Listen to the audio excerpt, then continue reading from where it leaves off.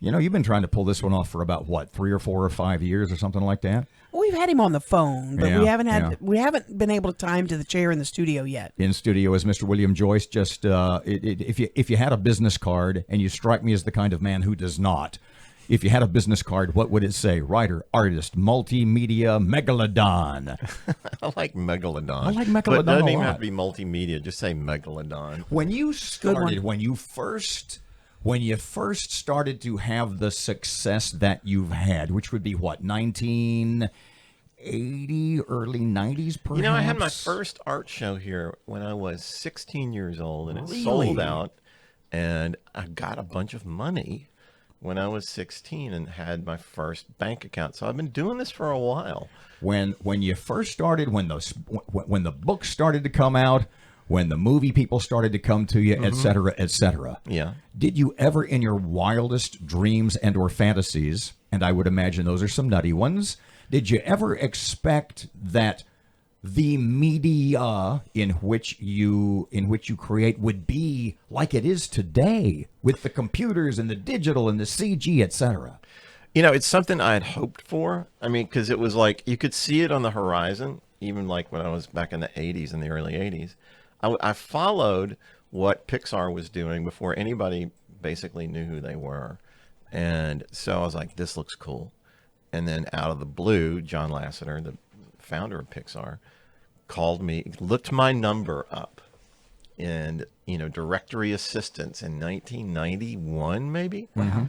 And he had my book, Dinosaur Bob, and he said, I really love your stuff, and I'd love for you to work with us. We're thinking about doing Dinosaur Bob as our first movie, or this other thing we're calling Toy Story. Whoa. And I was like, wait, are you the guy? I think I've read about you, but I'm not sure if you're the same guy. Can you send me your stuff? And so he sent me VHS tapes of their 3 short films that they'd done, Luxor Jr., Knick Knack, and Tin Toy. And Tin Toy had won the Oscar.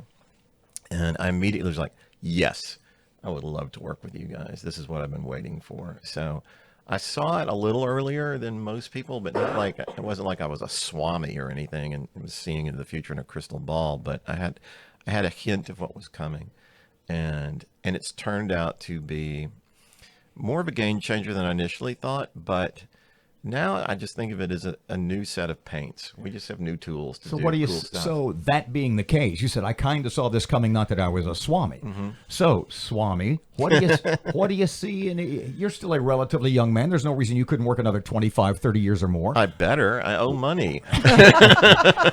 What's the next thing? What, in the same way that you looked at CG and some of the things that are now reality, what do you look at now and say, this board, this canvas, this easel is constricting. I wish we could blank. All right.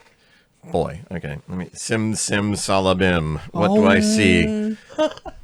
I think there's a lot of stuff that's going to happen with virtual reality that will be interesting. I've worked in it some.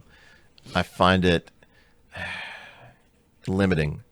And it's an experience that's so intense, I don't know if it's something that can be maintained over a long period of time, how many hours you can be in that world.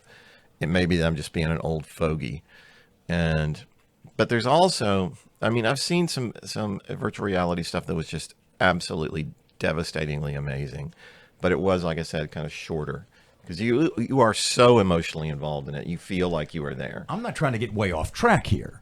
Yeah. But and I'm not trying to put words in your mouth. Are you saying that at some point AI and virtual reality could really screw up some young people? Well, it probably already is. Young people are just ready to be screwed up, so it doesn't take much. There's a lot out there now. There's little hints of things that are becoming available, but it's going to become a different way of storytelling, and that's the cool stuff I've seen.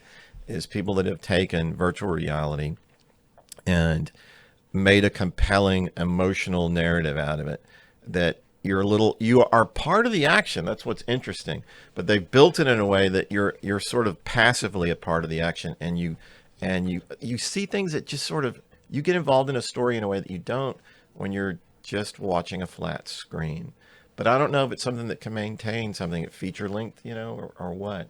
But also I think the future is the future I would love, I'll tell you the future I would love. And that is that we will have shows like Ozark and streaming and things like that that are almost like novels in a way. It's like experiencing a novel, but without reading it, you're seeing it. And that we will go to theaters and see them. And we will have the option not just to sit in our houses and watch and binge watch, say, Ozark, but we can go to a theater because it's still so, to me, it's so much more powerful to sit in a movie theater than it is to watch something on television at home. You pay more attention at the movies. And it's bigger.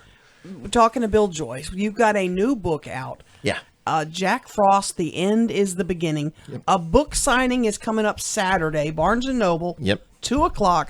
People can meet you. Tell us about this book. I'm hearing that people are actually really getting into these characters. Well, after the film came out, The Rise of the Guardians, I'd done several of these Guardians books, including a Jack Frost book, a picture book.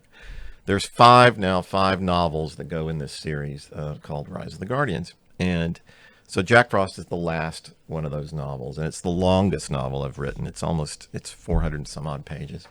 And it talks about the origins of Jack Frost. Well, when Rise of the Guardians, the film came out 6 years ago, Jack became the sort of breakout star in animation of that film. And there are now all these people that embrace these characters in a lifestyle kind of way. It's called cosplay. You know, they are costume players. They dress up as these characters. So there's thousands of people out there that dress up as Jack Frost. Good Lord, man, what have you done? I know. Sometimes I'm like, I've ruined all these lives. And, you know, and they dress up as all the other characters. And then they've come up with fictional lives for them. And, you know, reams, massive, more than I could ever write about these people. And they imagine them hanging out with the other animated characters. So Jack is part of what they call the Big Four. He hangs out with the main character Hiccup from How to Train Your Dragon, the girl from Frozen. No, excuse me, that's a whole different thing. The girl from Brave, Rapunzel from Tangled, and the four of them hang out in this fan fiction world, and these people dress up as them, and they go and have adventures of their own. But he is the beloved in the most, probably the biggest fan base of all, of the people who worship Elsa from Frozen. Desperately want Jack Frost and Elsa to get together. I want that. I do too. And they call it Jelsa. Jelsa would be great. Bill, can I ask you a question? You may not want hold it till we come back.